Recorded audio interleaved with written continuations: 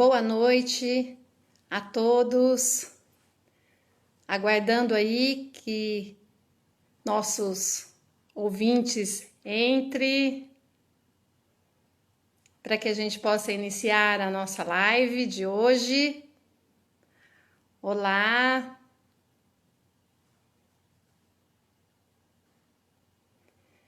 Que satisfação, que alegria tê-los aqui. Observando esses nominhos aparecendo. Olha, alunos também, que maravilha!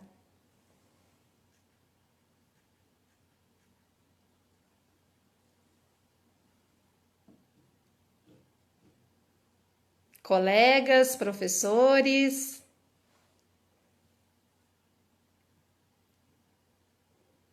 Família. Sejam todos muito bem-vindos.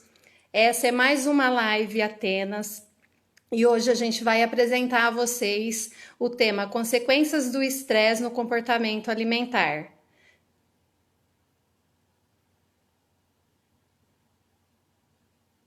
Às 8 horas em ponto, vamos chamar a nossa convidada.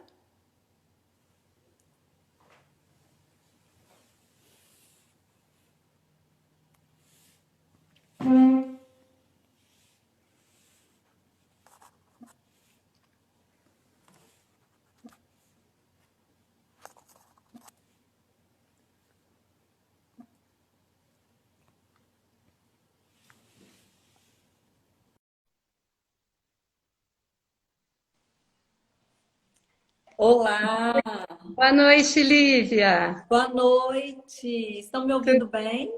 Estou ouvindo super bem. E você, me escuta Perfeito. direitinho? É? Estou ouvindo perfeitamente bem. Então, tá bom. Seja bem-vinda. Para nós é um prazer recebê-la aqui na Atenas, em mais essa live, poder dividir com você esse momento, falar de alimentação e de comportamento, emoções é algo que é muito pertinente para o momento que a gente está vivendo e poder contar com o seu conhecimento, com a sua pessoa, com as suas contribuições, é para nós uma honra. Seja muito bem-vinda. Obrigada, Edna. Obrigada, Faculdade de Atenas. Me sinto muito honrada com o convite. Obrigada pela confiança de vocês. É um tema que eu gosto muito, que faz muito parte do meu trabalho e muito pertinente realmente aos dias atuais. E que o nosso bate-papo possa contribuir com a vida, com a vida das pessoas que aqui estão. Você é muito querida, muito obrigada por me permitir o contato com sua sabedoria. Em uma conversa por WhatsApp, eu fiquei imensamente feliz de poder ter essa troca com você. Eu também, é recíproco. Tenho Obrigada. certeza que, diante dos nossos desejos com essa noite, nós vamos alcançar esse ideal que é realmente poder trazer um pouco de informação e contribuir com as pessoas. Exato. Bom, mais uma vez, obrigado a todos que estão aqui. É muito bom, né, Lívia? É a minha primeira live e ver Sim, esses nominhos e esses coraçõezinhos subindo aí dá uma alegria imensa, não é mesmo? exato. Até a Lívia, pessoal, já sabe, assim, tá super afinada com as lives, então ela está contribuindo muito comigo e eu tenho certeza que vai fazer essa diferença aí para me ajudar a conduzir esse momento. Bom, Lívia, o nosso tema, então, é consequências do estresse no comportamento alimentar. Sabemos que atualmente o estresse é considerado um problema mundial, inclusive todos nós passamos por isso, ele não é considerado algo somente negativo, não é mesmo? O estresse, dentro de um limite, ele natural, ele serve para que a gente se movimente, para que a gente fique em alerta, para conduzir todos os estímulos e comportamentos necessários para a gente lidar com tudo que está à nossa volta, não é mesmo? E comer está muito relacionado a questões emocionais. Afinal de Exato. contas, desde que a gente nasce, o nosso primeiro elo aí de contato com aquela pessoinha que cuida da gente é através da alimentação, com a amamentação, não é mesmo?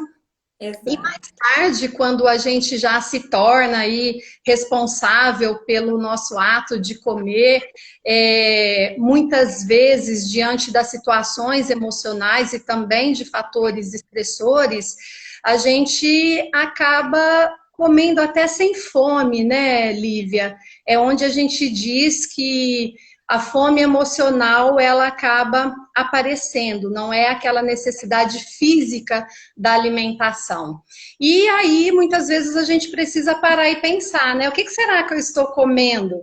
Será que eu não estou conseguindo controlar, ou até mesmo essa palavra controlar, ela é um pouco forte, mas regular os meus problemas, né? Ter uma forma de lidar com eles, que ao invés de resolvê-los, eu estou, ó, comendo esses problemas, né?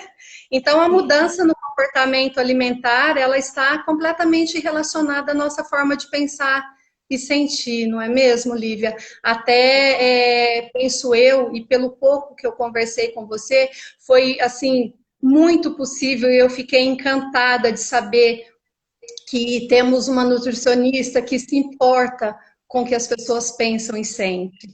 Porque como pensar qualquer tipo de comportamento, né, Lívia, sem atrelá-los, sem associá-los à forma como a gente pensa, sente, entende o mundo e a nós mesmos, não é mesmo? Exato. Bom, estou abrindo aí, falando um pouquinho da psicologia já, e é interessante que a gente precisa mesmo aprender a perceber e a identificar e a compreender os sinais que as nossas emoções traz para a gente e que muitas vezes o nosso corpo traduz, às vezes até como uma fuga, como uma maneira de entender que de alguma forma a gente está resolvendo aquela situação, não é mesmo? E as dificuldades apresentadas com a alimentação, elas também são relacionadas às dificuldades afetivas. E aí você aqui nesse momento vai nos ajudar muito a compreender esse comportamento aí tão entrelaçado com as emoções e que também pode ser pensado. Não é porque eles se unem e se compõem de uma forma a estarem assimilando um ao outro que não existe regras de cada um, né, Lívia?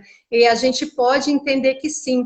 E aí, além de reformular o nosso comportamento, a gente precisa também reformar aquilo que está dentro da gente, alinhar isso, para que então a gente possa ter bons resultados.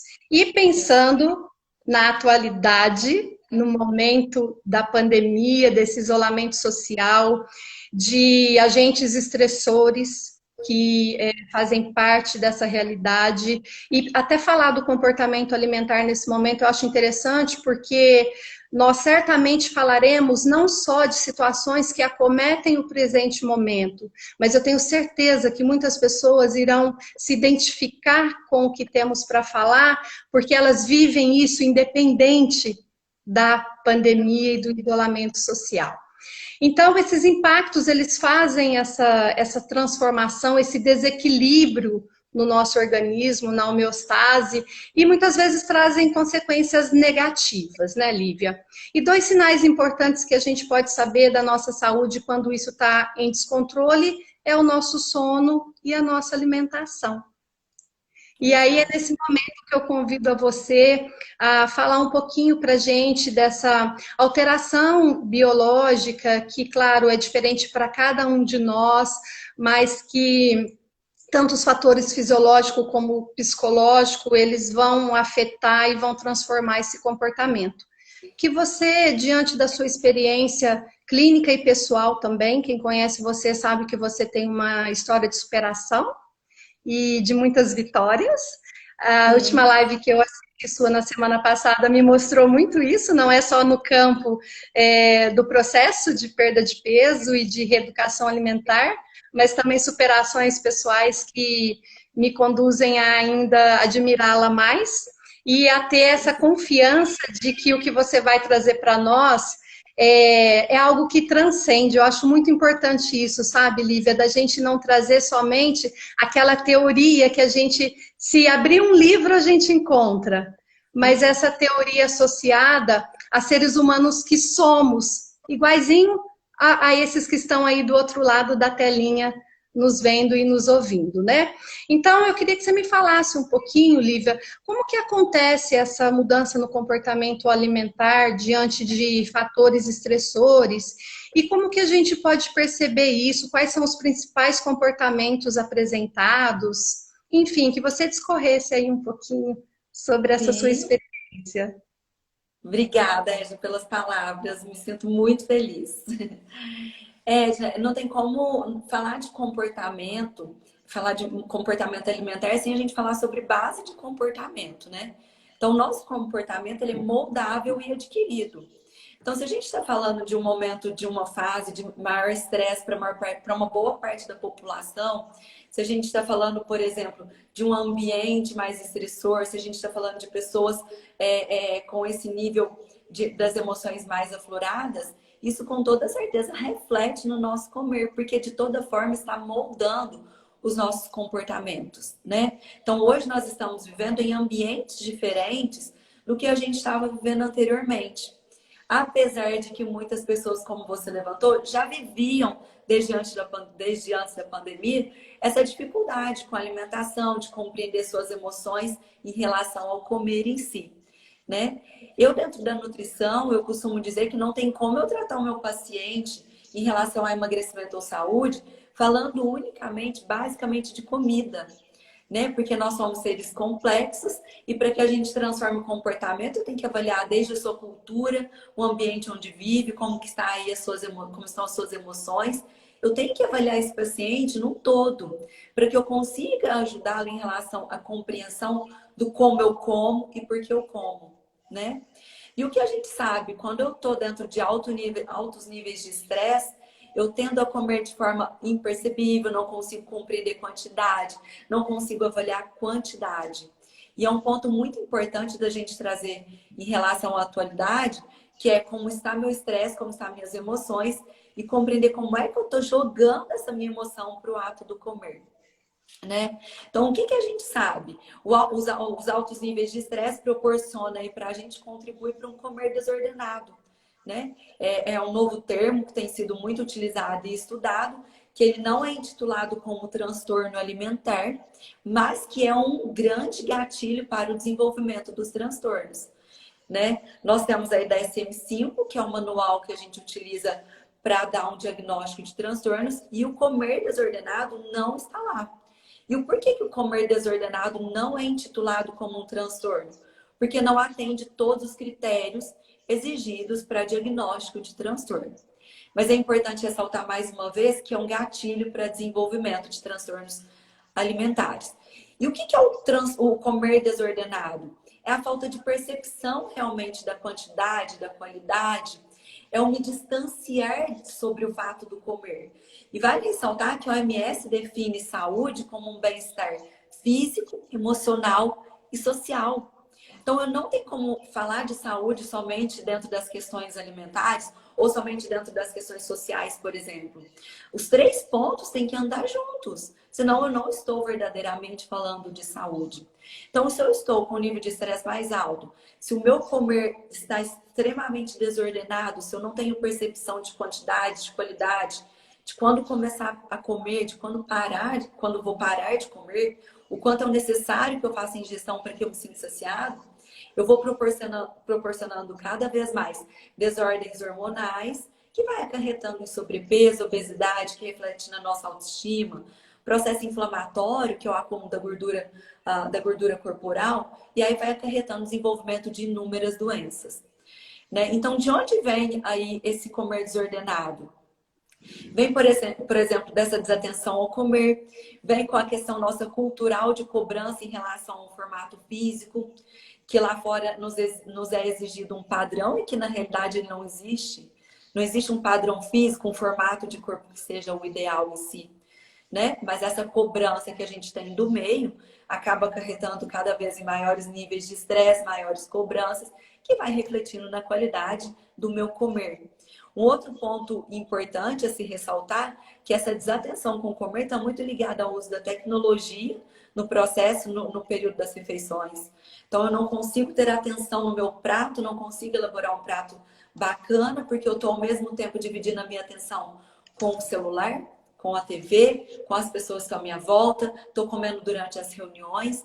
Então, eu não estou, de fato, valorizando o ato do me nutrir. E aí eu vou criando cada vez mais uma desconexão do meu corpo com o que eu como. E aí vai acarretando essas desordens emocionais e prejudicando cada vez mais, né? Isso, sabe que você falando aí desse formato de comer e o quanto a sociedade ela estipula isso no sentido do processo alimentar e do resultado disso.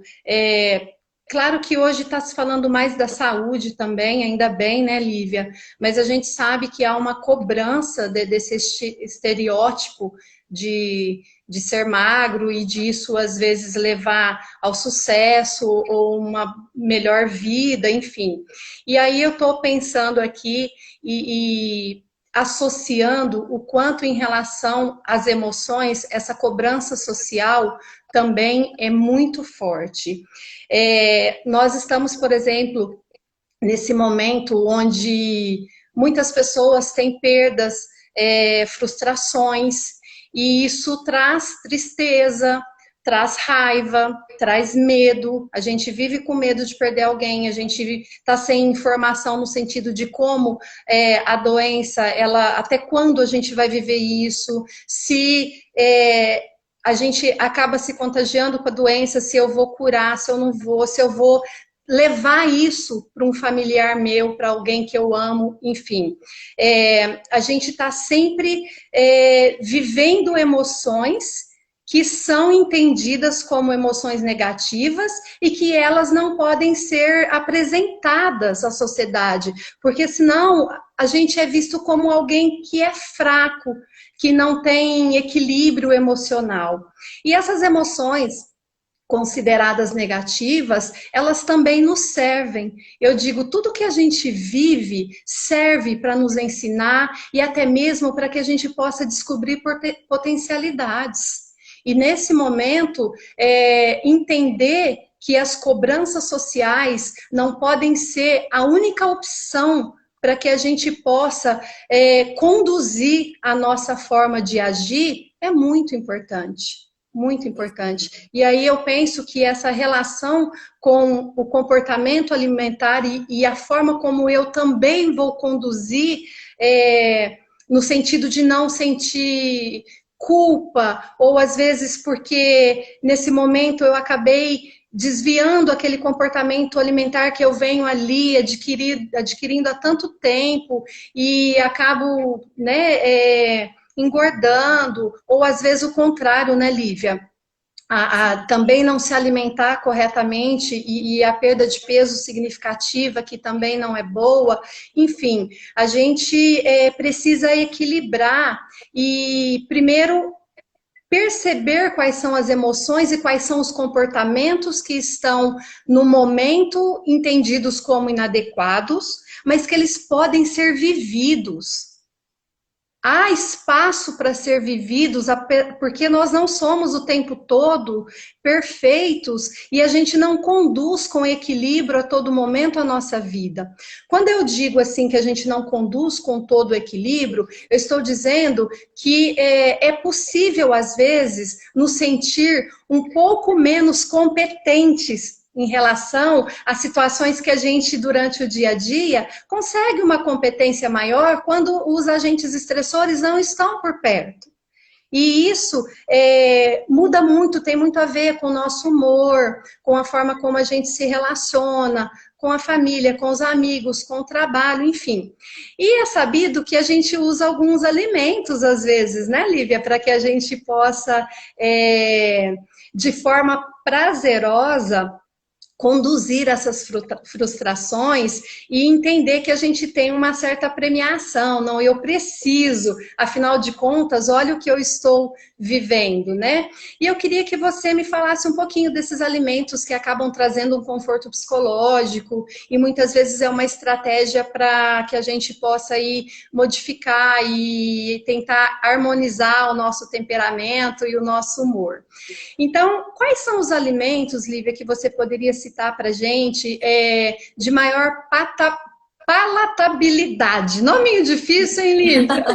Sim. Ou seja, que Só, nos dá um paladar mais agradável, né? só abrindo um parênteses, Edna, em questão da permissividade de poder ter suas fraquezas, suas dores. Tem uma TED que está na Netflix, da Brené Brown, não sei se vocês conhecem, chama Vulnerabilidade, que fala muito sobre isso, de você se permitir a vulnerabilidade, né? De se permitir, às vezes, um ganho de peso que aconteceu na pandemia, no período da pandemia, se permita, mas recomece. Não é porque aconteceu esse fato de forma isolada que você não possa se reerguer. Né? Até hoje de manhã eu fiz uma live no meu Instagram, que eu faço, às vezes, surpresinha ali. E Olha. eu falei sobre uma parte que tem ali na Bíblia que fala que há tempo de tudo.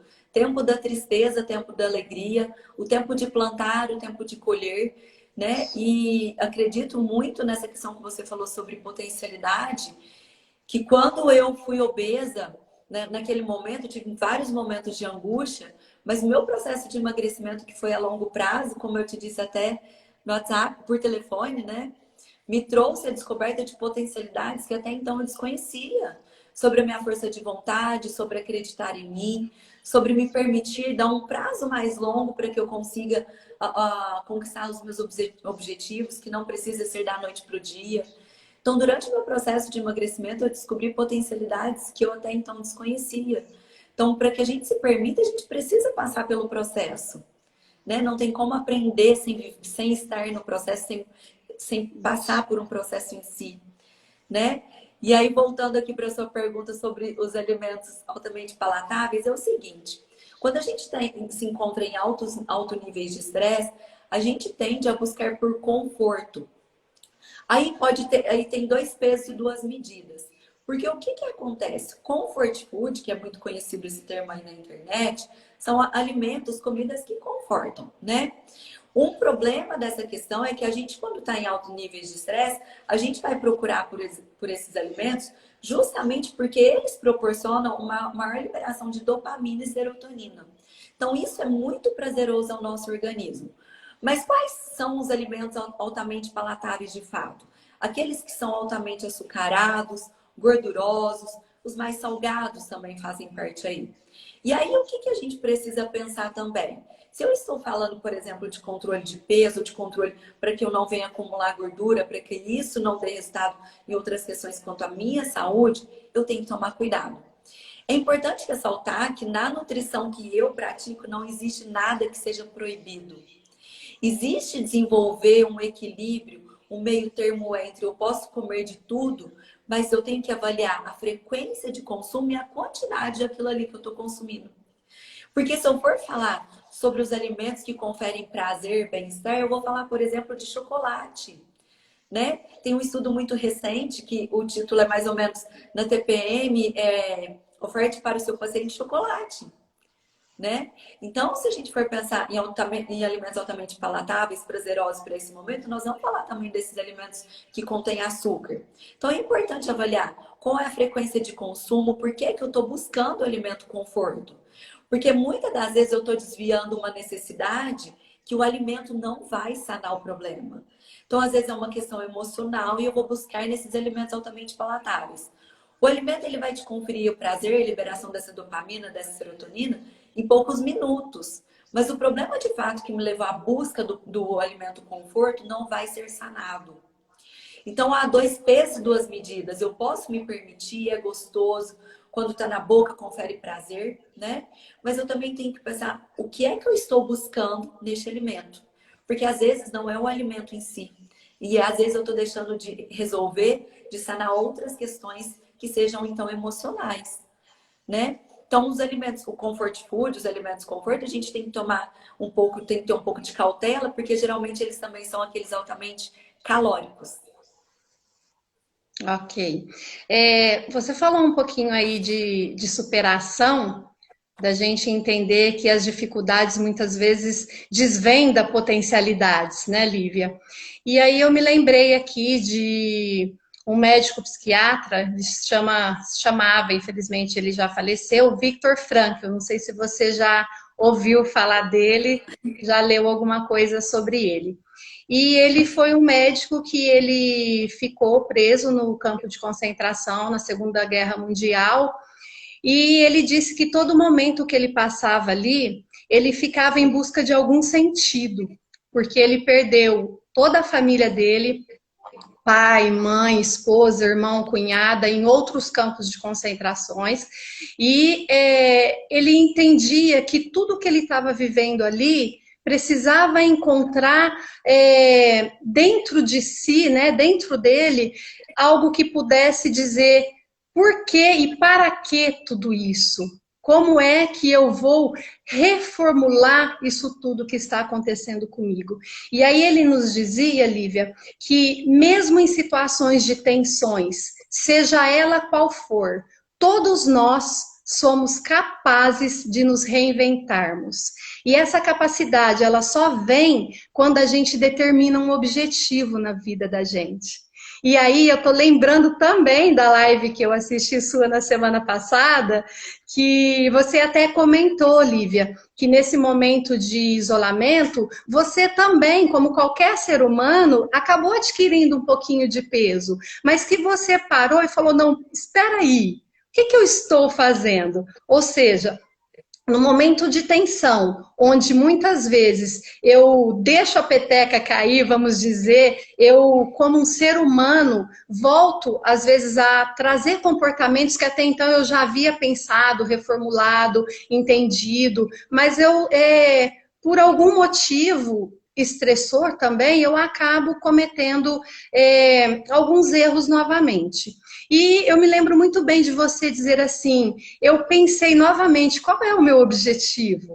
Espera aí, diante de uma situação difícil, eu defini um objetivo e você resgatou esse objetivo novamente, que traz o quê? O sentido do porquê e para quê você vai voltar a se comportar, a ressignificar as suas emoções, para que então você consiga alcançar aquilo que você propõe a si mesmo. E eu acho que isso, nesse momento, vem nos responder o quanto, independente da situação, ou das frustrações, ou das perdas que nos acometeram nesse momento, ainda é possível a gente encontrar um caminho, e esse caminho ele está sempre dentro da gente. Eu digo aos meus pacientes, não existe ninguém que conheça você melhor do que você mesmo. Então eu estou aqui apenas para ajudar a tornar visível o que está aí, dentro de você.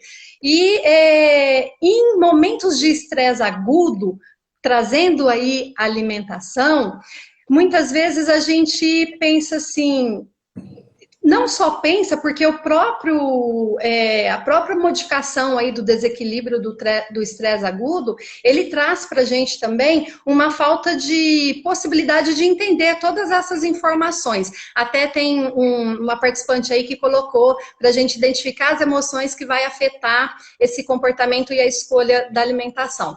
Mas, enfim, o estresse agudo, ele pode estar associado à falta de apetite e o estresse crônico associado ao aumento, ao exagero daquilo que a gente come. E aí eu queria que você me contasse um pouquinho, também para todos que estão aqui, como isso acontece, né? Por que quando o estresse é agudo, a gente tende a perder o apetite e quando o estresse é crônico, a gente passa a aumentar esse apetite? Sim.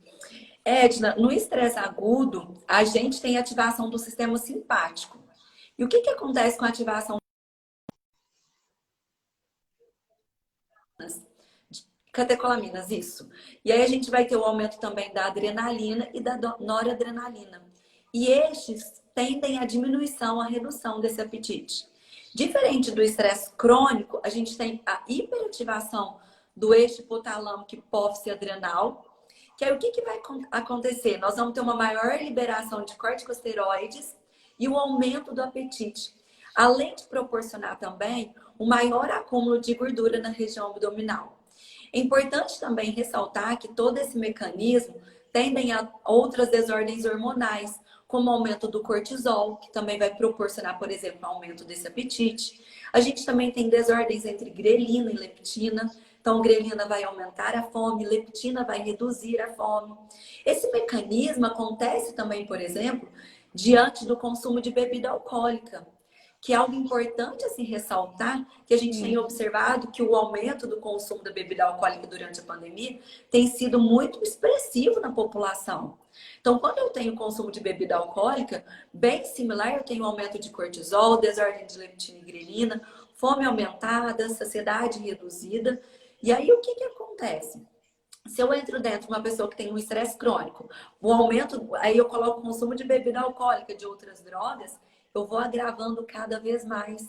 E aí eu vou proporcionando cada vez mais a possibilidade de acúmulo de gordura, obesidade, por exemplo. E o maior descontrole com o meu comer, que aí gera uma insatisfação pessoal também, né? Sim. Por não conseguir ter o controle.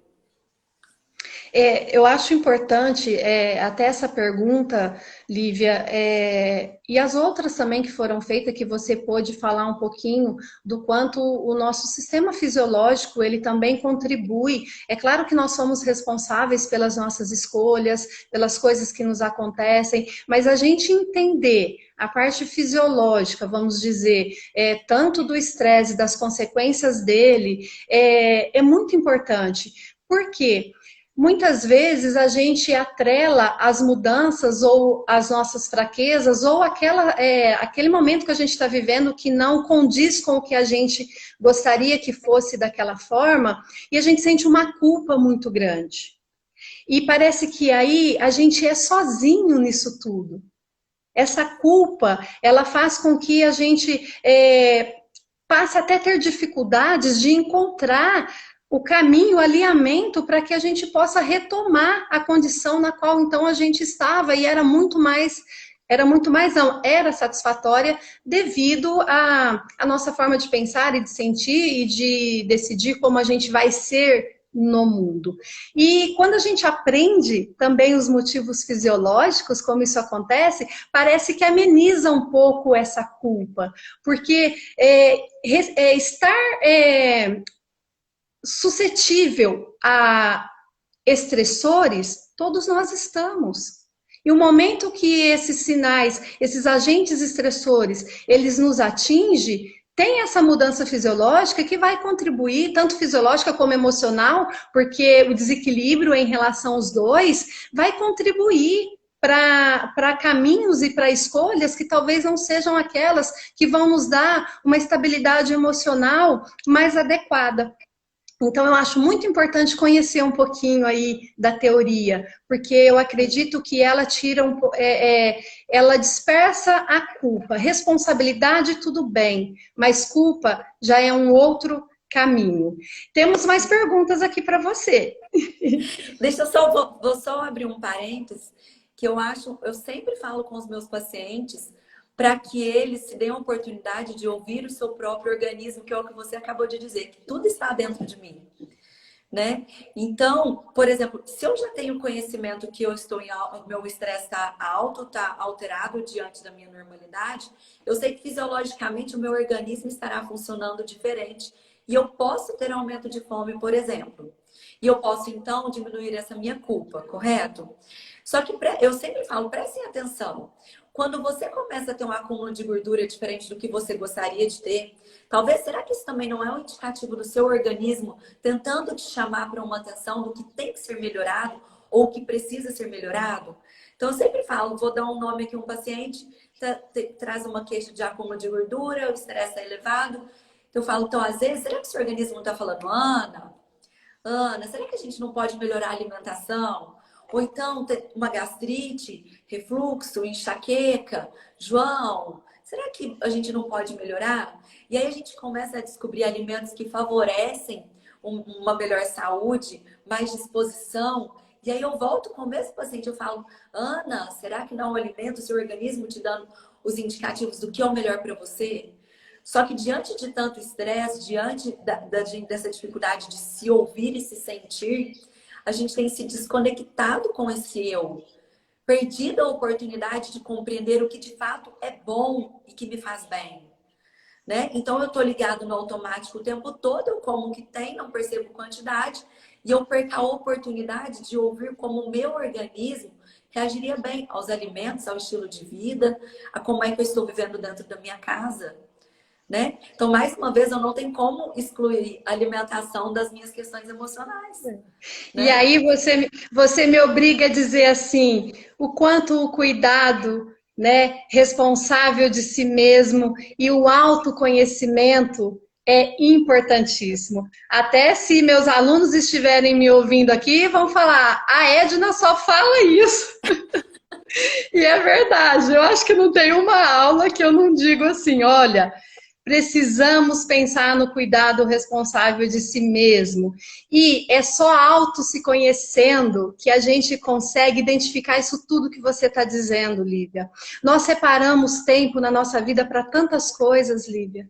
Nós mulheres, por exemplo, a gente reserva uma hora para ir no cabeleireiro, para fazer a unha, para fazer atividade física. Os meninos, quando estava tudo normal, vão à academia, eles fazem o futebol 2 vezes por semana, enfim. E quando que a gente reserva um momento para a gente pensar em si, para a gente avaliar, para a gente ter esse contato com a gente?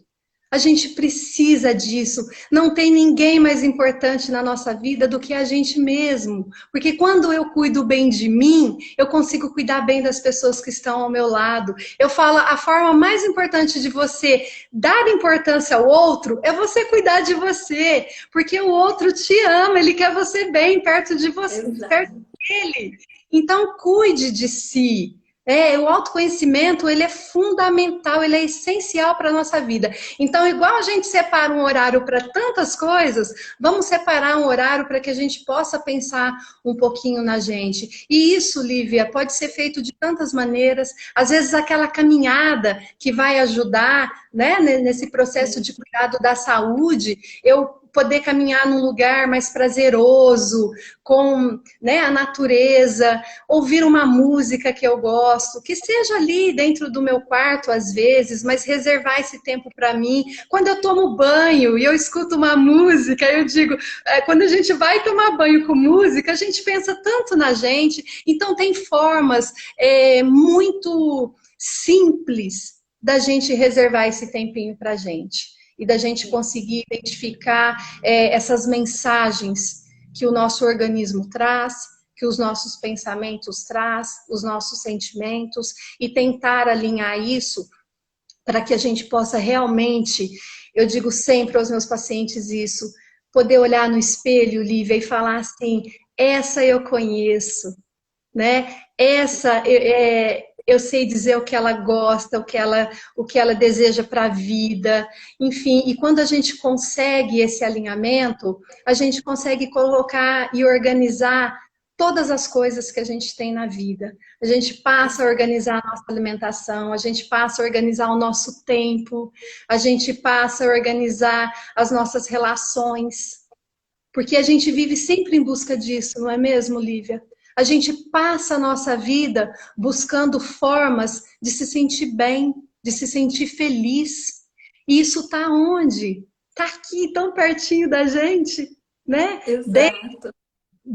Fora, com as coisas e as pessoas que a gente se relaciona, enfim. A gente precisa ter atenção a isso. E mais uma vez, eu fico assim, muito feliz de ouvir você a todo momento, Lívia, falando da tua área, daquilo que você conhece, mas sempre atrelando a outros conhecimentos. E isso, Lívia, eu falo para os meus alunos também, não é interdisciplinar, não, é transdisciplinar. é trans, é quando você consegue pegar aí duas profissões, dois olhares e chegar num senso comum, em algo que se a Edna disser ou se a Lívia disser, vai ser a mesma coisa. Não vai ser diferente. Por quê? Porque vai visar algo que vai fazer bem, que tem sentido, que tem coerência. Enfim, para mim é muito bom poder estar dividindo esse assunto com você, porque eu não me sinto sozinha. Eu sinto que tem alguém aí que também pensa diante dos próprios conhecimentos, é claro, da nutrição, mas que atrela, que alinha ele a entender o ser humano de forma holística. E se a gente não fizer isso daqui para frente, Lívia, as pessoas sofrerão muito mais, porque muitas pessoas conseguem encontrar esse caminho sozinhas, outras não, outras pessoas nos procuram para um momento de orientação, e se nós que estamos, nos formamos, a gente escolheu orientar o outro, abrir essa janela para que o outro possa encontrar formas de se reajustar na vida. Se a gente que está para isso não ter esse olhar holístico, essa compreensão de que o outro ele precisa se encontrar, porque só ele vai trazer essa mudança, fica tão difícil. E aí eu fico muito grata de ouvi-la, viu? Obrigada. Eu costumo dizer que se as pessoas aprendessem verdadeiramente a se ouvirem, a minha profissão acabaria. Porque todas as vezes, não sei, vocês estão aí nos ouvindo, nos assistindo, observem qual o sentimento que você tem, o que acontece ali no ato de se alimentar quando você se arrepende do que comeu. Analisa de forma mais profunda o arrependimento do comer. Geralmente, ele parte do princípio de excessos e daquilo que verdadeiramente não é o saudável a você e a sua saúde. E aí, diante desses excessos, dessa má qualidade, surge aí o arrependimento, né? Então, o nosso organismo é extremamente inteligente. Todas as vezes que você se depara, vai comer com um alimento que ele não é o bom, que não é o verdadeiramente bom para você, o seu organismo vai te apresentar a resposta quanto a isso. Então, eu costumo dizer que se as pessoas aprendessem a se ouvirem verdadeiramente, a minha área de nutrição no comportamento alimentar, ela não existiria mais, né? Porque os pacientes, eles trazem onde tem que ser mudado, onde está o problema. O próprio paciente me traz isso, né? Então, ele já traz qual que é o sintoma, onde é a causa. E eu sempre falo, mas tá na hora de agir. Eu tô aqui para te ajudar a agir, não para te falar o que é, porque o que é você já sabe, né? Pode falar, desculpa. Pode falar. Isso é tão importante porque eu digo, não tem ninguém com potencial maior de nos ajudarmos, Lívia, do que o próprio paciente. Quando a gente compartilha com ele aquilo que é dele, porque assim, ele pode trazer para nós e a gente não querer compartilhar, a gente ditar regras, não é mesmo? A gente dizer o que o outro tem que fazer. E aí o que você está falando é justamente isso, é a gente compartilhar.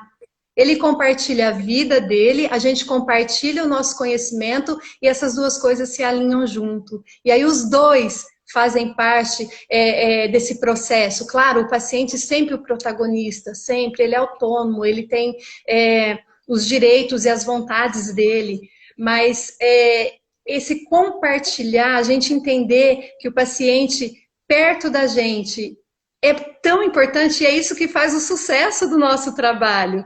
Se eu não tenho um paciente que se sinta bem em abrir a sua vida, em dividir comigo a sua vida e sinalizar aquilo que é importante para ele, nós estamos perdidas, Lívia. Sim. Porque a resposta está neles, não é mesmo? Sim. E outro ponto é identificar quais são suas necessidades e partir em busca da solução ou de ajuda sem preconceito. Né? Porque eu observo pacientes que muitas das vezes até conseguem identificar um estresse exacerbado, um indício ali de, por exemplo, depressão. E aí, quando eu toco no assunto, então vamos procurar uma psicóloga, um terapeuta, um psiquiatra, se for necessário.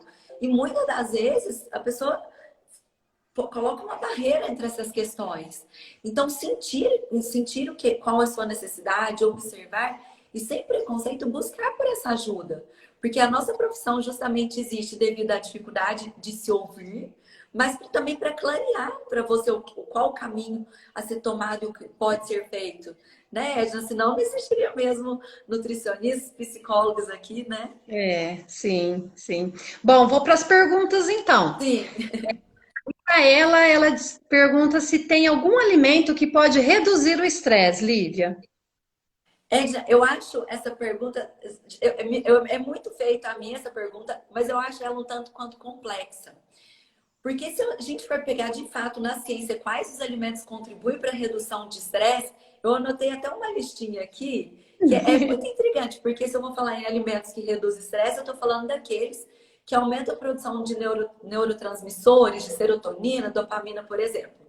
Quais alimentos são esses? São os alimentos ricos em triptofano, ácido fólico, cálcio, o complexo B, por exemplo, magnésio, selênio, zinco. Então, você consegue observar que precisa de um contexto de qualidade alimentar? Porque para que eu consiga ter absorção, fazer o consumo de todos esses nutrientes e minerais, eu preciso, de uma forma geral, olhar para a qualidade alimentar ali como um todo. Não tem como eu falar assim, ah, banana tem triptofano, então ok, banana. Mas será que somente banana vai conferir redução do estresse? Possivelmente não. Então, até mesmo na ciência, isso é bem controverso. Quando a gente vai procurar artigos, falar, o alimento rico em triptofano contribui para a redução de estresse, tem muitos artigos que relatam que não. E tem outros que relatam ter aí a importância de se dar atenção ao contexto alimentar. Eu fui em uma palestra do Abílio Diniz no início do ano, tinha 20 mil pessoas. Ele tem 83 anos e um filho de 7. E para mim é inesquecível. E ele falou exatamente assim: para que uma pessoa prospere na vida, 5 quesitos têm que andar juntos, lado a lado. Se tiver alguma deficiência, isso não é prosperidade. Quais são eles? Alimentação saudável, exercício físico, espiritualidade, trabalho e família. Então, isso foi muito marcante, porque quando me pergunta quais os alimentos proporcionam redução de estresse ou controle de ansiedade, eu não tenho como falar um alimento vai fazer isso por você. Porque depende de um contexto, né? Mas para clarear um pouco mais para vocês, alguns aí que tem mais validação científica, por exemplo, a aveia é um desses alimentos, chocolate com maior percentual de cacau, banana, os peixes com maior teor de gordura, por exemplo, salmão, grão de bico também contribui para controle de estresse e ansiedade, as sementes no geral, as oleaginosas. Então, vocês conseguem observar que é um contexto, não existe um alimento? É um estilo de vida saudável. Então, quando eu falo de estilo de vida, é importante pontuar que dieta deriva do grego diaita, que significa estilo de vida. Dieta não é tirar a sua autonomia em relação ao seu comer. Dieta não é isso. Isso pode ser chamado de regime, mas não dieta. Então, dieta é como eu escolho viver. Então, quando eu escolho viver com maior controle sobre o meu estresse e a minha ansiedade, eu tenho que pensar, como diz o Abílio Diniz ali, nas 5 pontas. Né? Eu estar feliz dentro de um contexto, eu estar bem dentro de um contexto. Um alimento em si não vai fazer isso por nós, infelizmente. Então, eu preciso pensar de uma forma mais abrangente, de uma forma mais generalizar um pouco essa questão, né? É muito importante isso que você está dizendo, Lívia, porque realmente às vezes falta isso em nós, entender que a gente não, a gente tem que ter, ampliar esse pensamento de que para solucionar uma questão envolve várias outras, não é um único caminho, né? Uma única alternativa. Muito bem colocado mesmo. A Arilci, ela diz que ela parou de fumar e de tanta ansiedade tem comido exageradamente, né? O que que eu posso fazer para amenizar isso? Sim.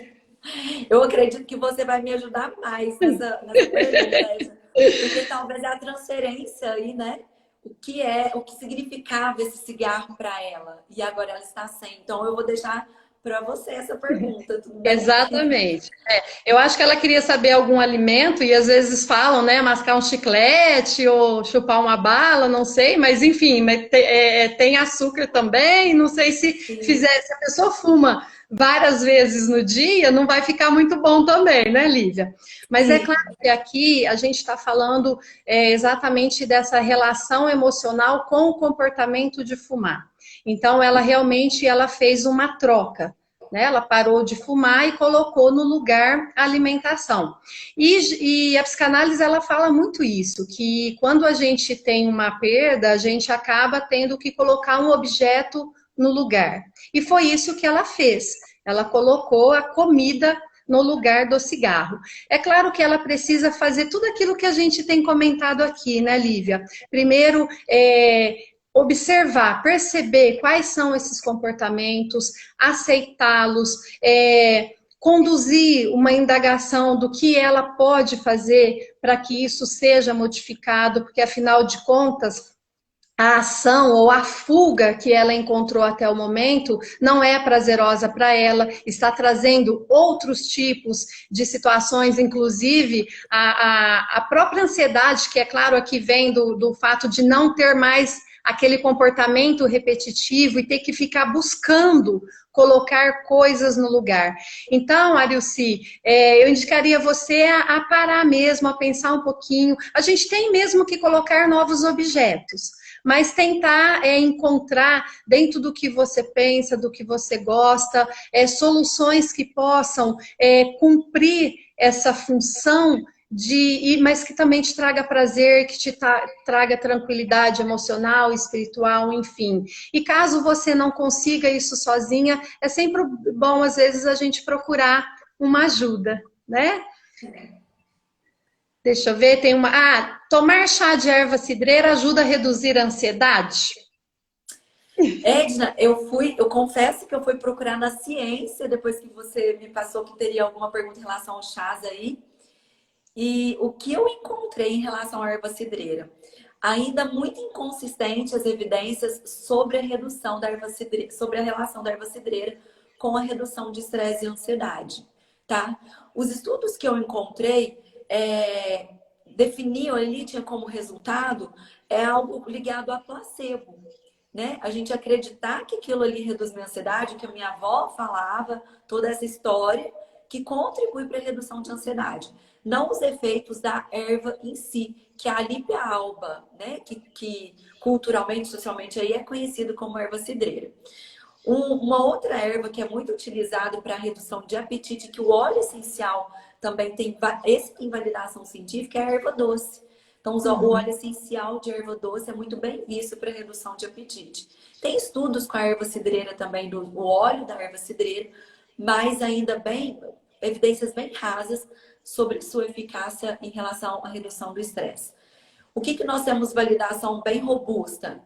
A utilização dos óleos essenciais, por exemplo, da lavanda, o chá de lavanda também é interessante, né? Mas da erva cidreira em si, eu não consegui nenhum estudo que pudesse confirmar de fato a redução do estresse.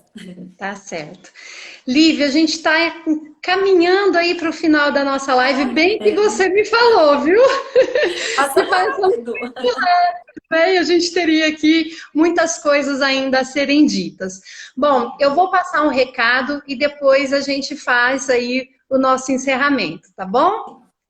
Bom, eu tenho um recado para você que está aí e que deseja estar entre os melhores, viu, Lívia? Sim. E sei que você está com uma pontinha de vontade de estar entre os melhores pela nossa conversa.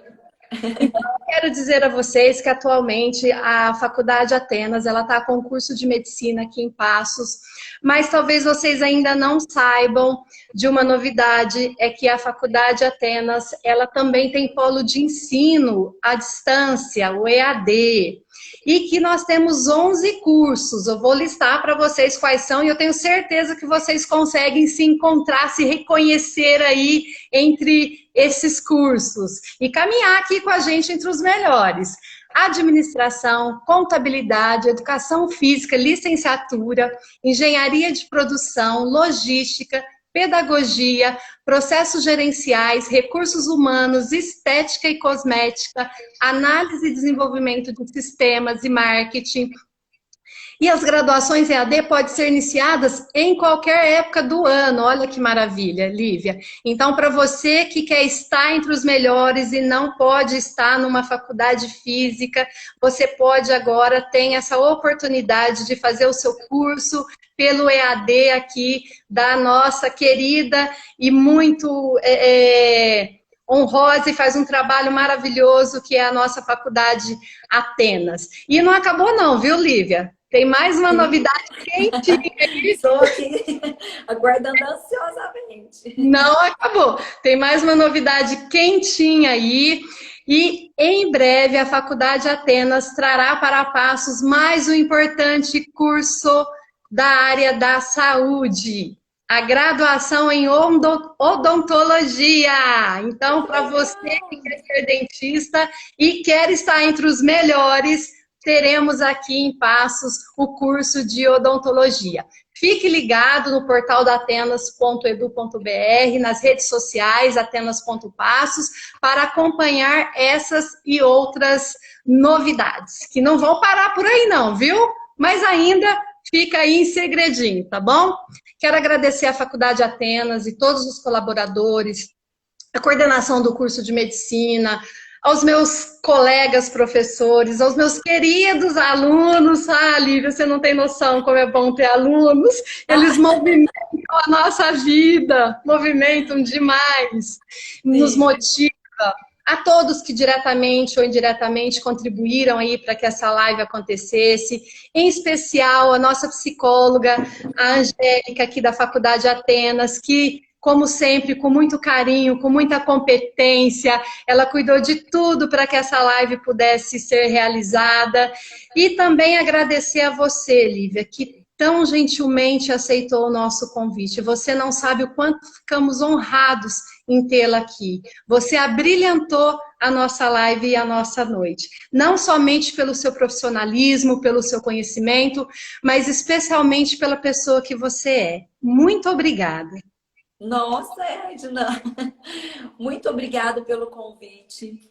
Muito obrigada mais uma vez pelas palavras. É totalmente recíproco. Você é uma profissional incrível, uma pessoa, conheci muito pouco, mas uma pessoa incrível. Ficou muito claro isso para mim. Gratidão por tanto ensinamento que eu aprendi muito com você em tão pouco tempo. Gratidão pela oportunidade, a credibilidade da Faculdade Atenas, pela confiança da Angélica. E eu posso aproveitar só para falar do meu curso? Posso? Eu estou com um curso aberto, que é um trabalho voltado para as questões de mudança de comportamento mesmo. Emagrecimento focado na mudança do comportamento, sem aquelas restrições, sem regime. O curso é online, tá? Tem encontros ao vivo também, um conteúdo muito bacana para a gente mudar a forma de pensar sobre o emagrecimento. Nós vamos tirar essa questão de restrição, do pode ou não pode. Nós vamos resgatar sensações de fome, saciedade, quando começar a comer, quando parar, né? Essa questão da gente se ouvir mesmo, que foi muito do que a gente falou aqui. Mas mais uma vez eu agradeço muito a oportunidade e agradeço muito a participação de todos. Eles foram participativos, comentaram bastante. Sim. Muito obrigada. Eu gostei muito, viu? Gostei muito de fazer a live. Bem que você falou, era bem legal. E só a primeira que assusta. Depois assusta bem, viu? Mas eu tô fazendo live tem 2 meses. Essa semana eu fiz todos os dias.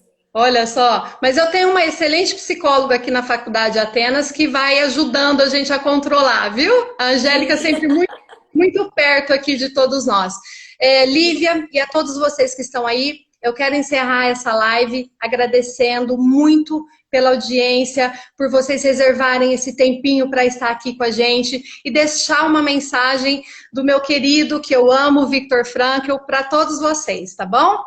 Pode-se arrancar tudo do homem, menos uma coisa, a última das liberdades humanas, a escolha da atitude pessoal diante das circunstâncias que vão definir seu próprio caminho. Um beijo, muito obrigada. Beijo a todos vocês. Obrigada, obrigada, Edna. Obrigada a vocês.